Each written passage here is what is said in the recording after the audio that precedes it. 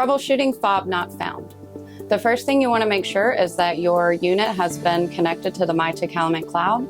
Please see the setup guide and manual to complete this.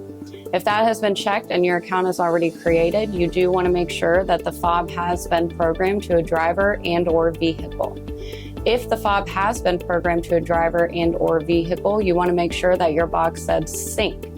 If it does not say that the box is in sync, you can check this by going to the fuel terminal and then inventory data, and then clicking on that fuel terminal, and you should be able to see the date and time that the box last synced.